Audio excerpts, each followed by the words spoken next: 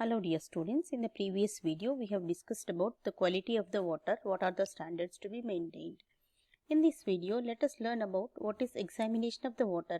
Examination of the water means series of tests to be conducted on water in a systematic manner is called examination of water. Let us see what are the examination of the water. Advantages of it, why we have to conduct the examination of the water, that advantages let us see. First of all, we are going to find out what is the purification process has to be adopted for the water available to us, or otherwise what are the tests already conducted to know what are the quality levels, that we can able to find it out. And then the treatment, to which level the treatment has to be done, what are the how to manage the treatment plant on daily basis. That means how we have to manage all those things, the process, the level of processing of the water to be conducted, and we have to find out or otherwise we have to ascertain what is the quality of the raw water. If you know the quality of the raw water, then what are the impurities or quantity of the impurities. If you know this quality and quantity of the impurities in the raw water, then we can able to assess what should be the level of the processing has to be conducted on that particular raw water. And we have, if it is if at all it is processed, and what are the standards available to check that, we have to conduct the tests on the water, and to what level the treatment is done, or otherwise to what level we have to conduct the treatment for the available source of the water. Then before, if we want to conduct the test, we have to collect the samples, or it is called sampling of the water. So how we have to collect the water sample?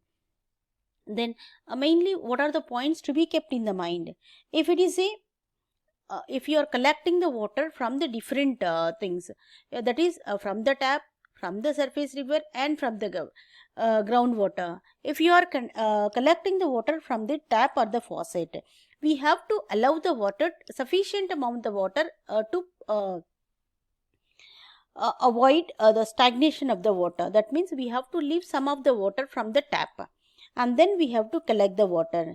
If we are collecting the sample from the river or otherwise any of the surface stream, then we have to collect the water from the below of the depth, that is 40 to 50 centimeters below for the top surface, because to avoid some of the solid surface impurities, oils, leaves, some of the greases, some suspended particles we have to remove from the sample. For that is the reason why below 40 to 50 centimeters we are supposed to collect the water from the river. If we are collecting the water from the groundwater or otherwise ground resource like wells and the tube wells or the open wells, whatever it may be, then we have to pump out the water. We need to pump out the water for the whichever, how much quantity of the water is available in the tubes, depending on the length of the pipe and diameter of the pipe. And then we have to, that means the depth of the well, tube well, we have to assess, or otherwise we have to know that much of the quantity of the water should be allowed. Then we have to collect the sample. That means if the stagnated water is there, then the temperature and all behavior of the water is going to be, characteristics of the water is going to be changed. That is the reason why we have to leave some of the water. Then how to collect the samples? That means there are different tests to be conducted, that is physical, chemical and biological tests. For each test there is a way to collect the sample, and if you are conducting the physical test, that means physically with the eye and all those things, then we can call it as a physical test. Then a bucket full of the water you can collect, we can use the bucket to collect the sample. If we have to conduct the chemical test, means then we have to collect the sample in a glass container or the plastic container. Minimum it should have a 2-liter capacity.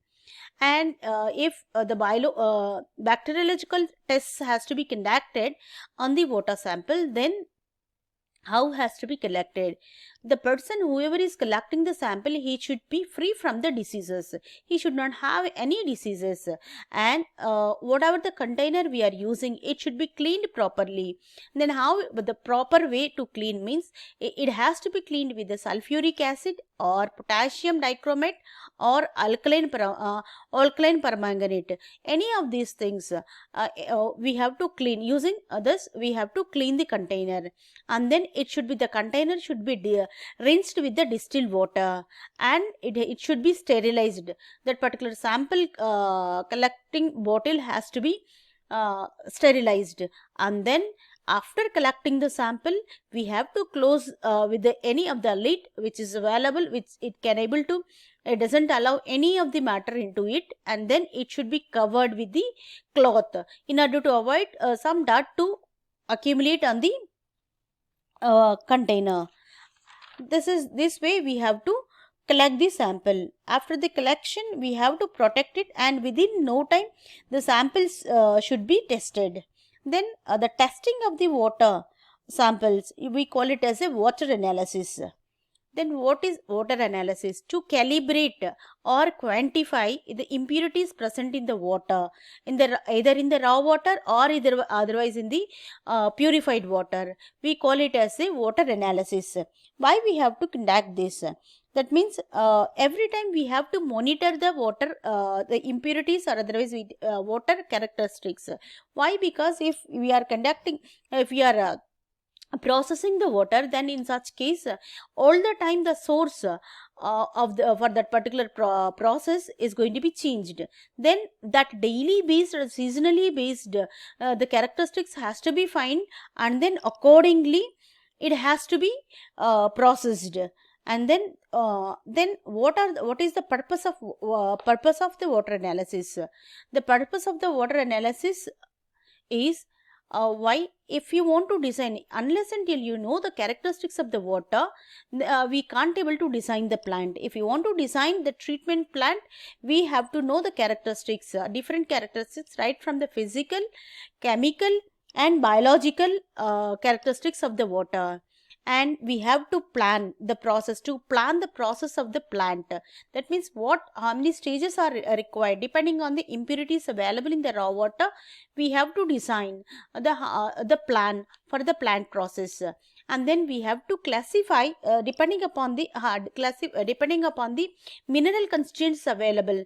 We have to classify the water, and then we have to process it, and it is required to determine the quality or the degree of the clarity, and it should be certain what kind of the nature of the waters suspensions are available in the water, and need to find out what kind of the pollution levels are there. That means the chemical and biological pollution levels should be identified.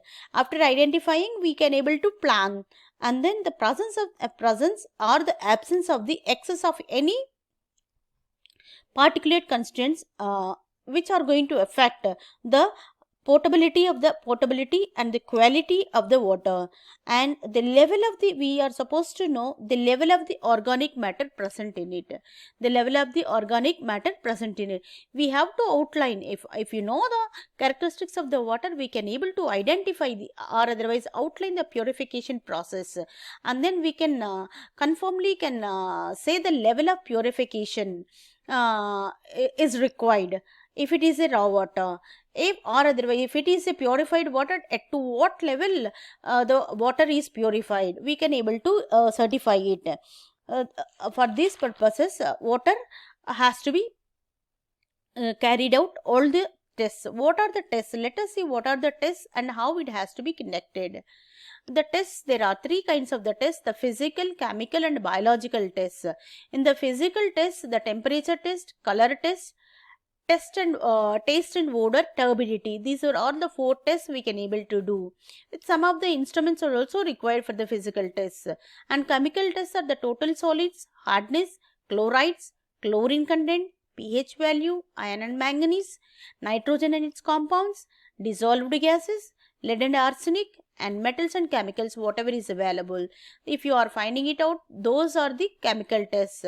And then biological, total count of bacteria and bacterial coli, that means coliforms, B coliforms, bacterial coliforms. What are the different coliforms are available in the water has to be tested. So if you want to plan a treatment process, and or otherwise if you want to know the standards of the water available for the public supply, or otherwise for the after the purification, all these tests are required to be conducted. If you are conducting in the serial manner or otherwise a serious fashion, to find out all these characteristics, that you can call it as a water analysis. Basically 3 tests that we are supposed to conduct. Then what are the physical tests, that we'll see in the next video. If you are having any doubts, let us see in the class, or otherwise you can post me the doubts. Thank you.